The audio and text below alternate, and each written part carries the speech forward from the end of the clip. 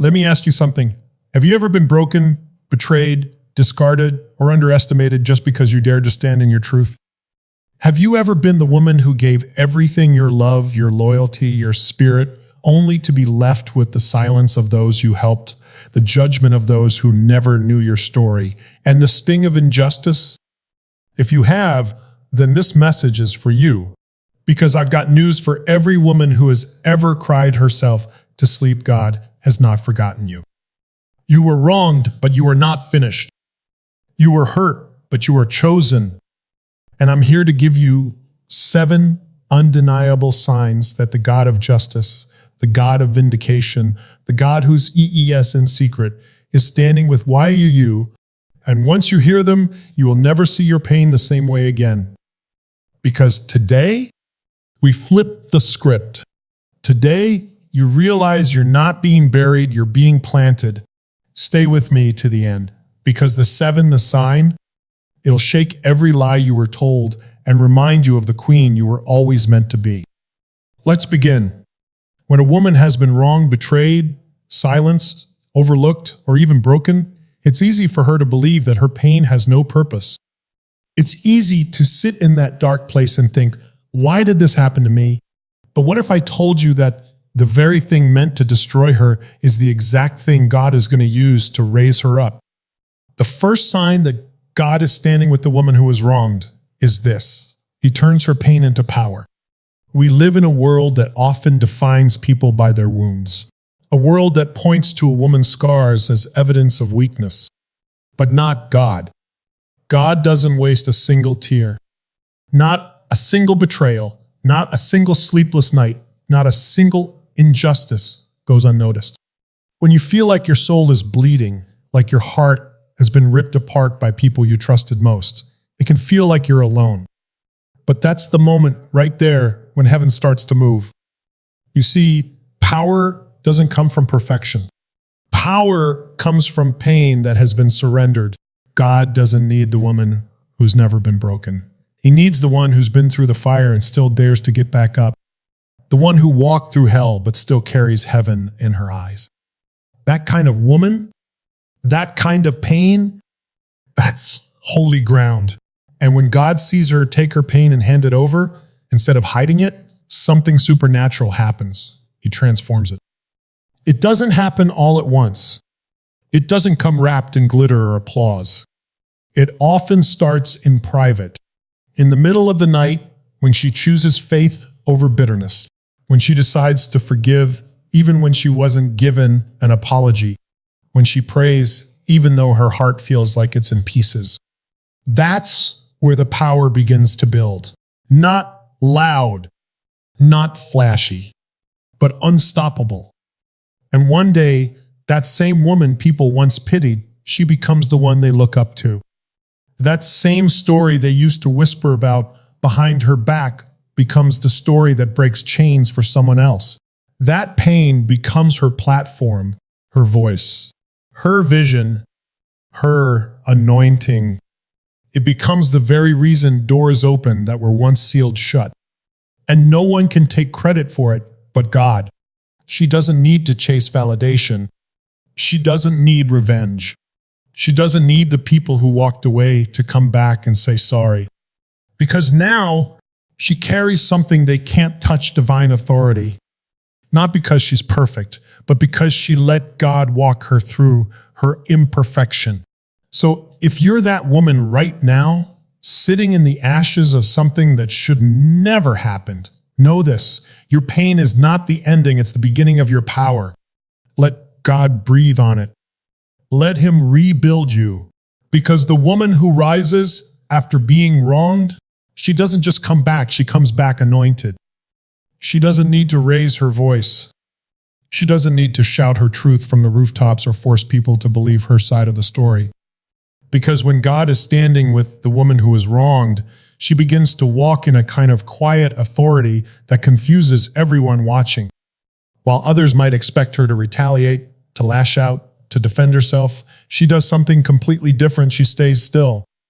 And that stillness, that restraint, that silence, it's not weakness, it's wisdom.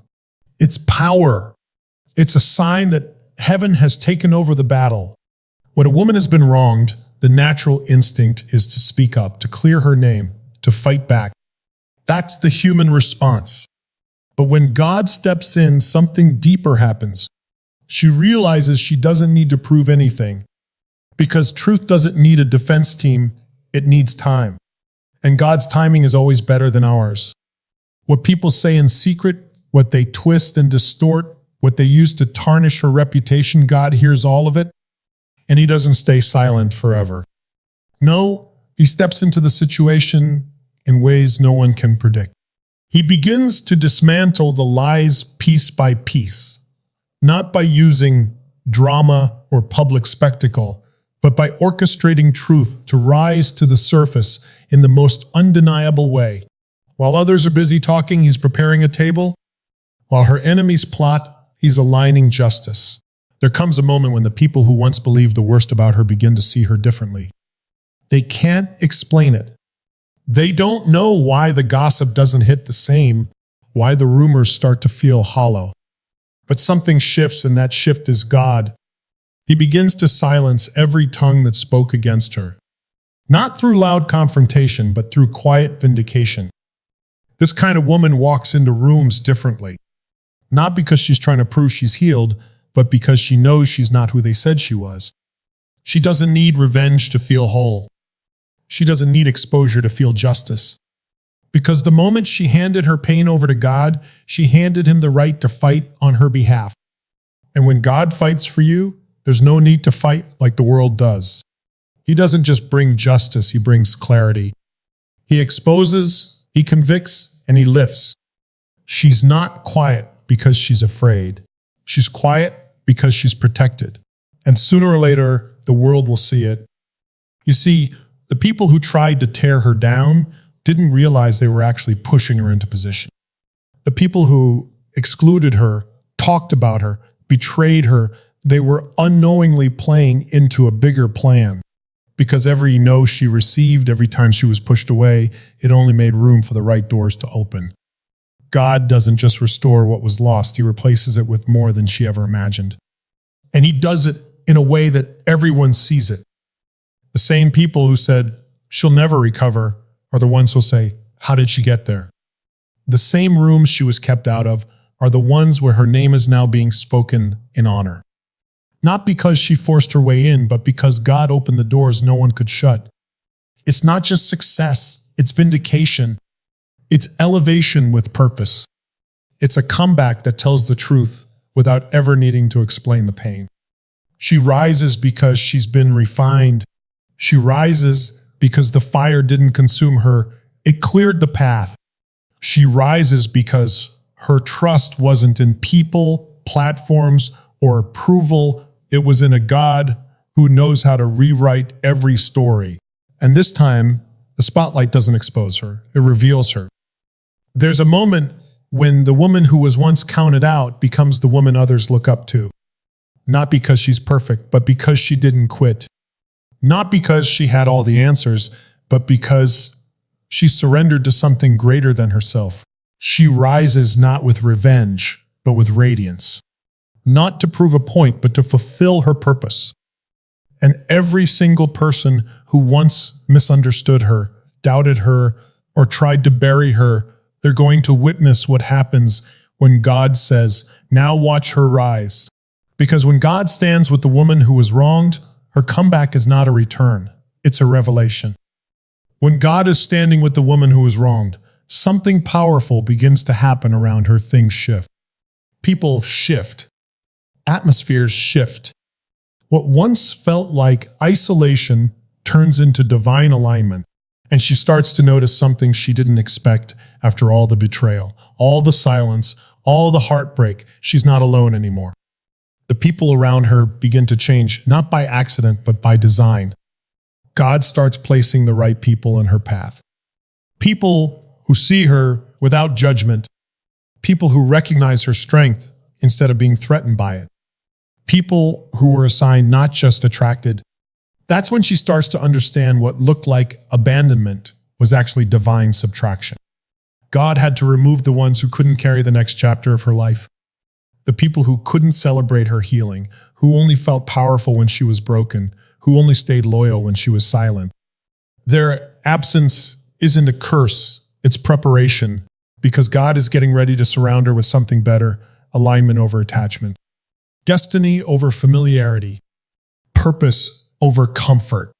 She begins to attract connections that are pure, honest, and spirit-led. Conversations that restore, not deplete. People who speak life into her when all she's known is silence. She starts noticing favor showing up in unexpected places. People she's never met advocating for her. Doors she didn't knock on begin to open. Resources, support, encouragement, they start appearing without manipulation or striving.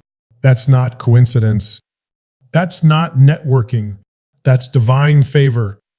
That's God saying, I see you. And I'm placing people in your life who see you too. She doesn't have to beg to be seen anymore. She doesn't have to shrink to be accepted. Because when God starts sending the right people, they don't require her to perform, pretend, or apologize for her strength. They honor her story. They hold space for her healing. They help her carry the weight of her calling, not just benefit from her gifts. And what makes this season so special is that she realizes this is the community she always deserved. The relationships become redemptive. The support feels sacred. And even when she's unsure of the next step, God sends someone with the right word, the right opportunity, the right encouragement at just the right time. He proves that what she lost in loyalty, he will restore in legacy. What she lost in quantity, he replaces with quality. And it humbles her. Because this time, she knows it's not about popularity, it's about purpose. These are not just people, these are divine assignments. And through them, she experiences healing, laughter, vision, and strength she forgot she had. God isn't just fixing what was broken. He's surrounding her with people who help her remember who she is. So the woman who was once isolated now walks in alignment. The one who was misunderstood now finds herself deeply known. And the one who was left out now finds herself lifted not by chance, but by design. Because when God surrounds the woman who was wronged, he doesn't just give her people, he gives her proof that she was never forsaken. There's something unexplainable about the woman who's been through the storm, who's walked through betrayal, rejection, and heartbreak, and yet carries peace that doesn't make sense. She's not pretending. She's not suppressing the pain. She's not ignoring reality. She simply has something the world can't manufacture, the peace of God. And when God is standing with the woman who was wronged, this peace becomes her anchor. It doesn't mean everything around her is perfect. In fact, most times, it's the opposite. The chaos hasn't stopped, the wounds are still healing, the noise may still be loud, but somehow she's steady, calm, unmoved. People look at her and say, how is she not falling apart? How is she still smiling? How is she holding her head high after everything she's been through? And the truth is, it's not because she's numb. It's because something inside her shifted. She stopped relying on people to restore her. She stopped waiting for closure that would never come. She stopped letting external circumstances dictate her internal state. Somewhere in the middle of the pain, she encountered God's presence, and that presence brought a peace that bypassed all understanding. It didn't erase the pain, but it covered her in a strength that let her breathe again. This peace becomes her quiet weapon. It protects her from reacting to every attack. It shields her from the need to prove anything to anyone. It allows her to heal without pressure and grow without noise. And that's where transformation truly happens, not in the spotlight, but in the silence. Where her soul exhales, where her spirit finds rhythm again. So if you're that woman, if you've been betrayed, overlooked, broken, or cast aside, hear me now, you are not finished. You are rising.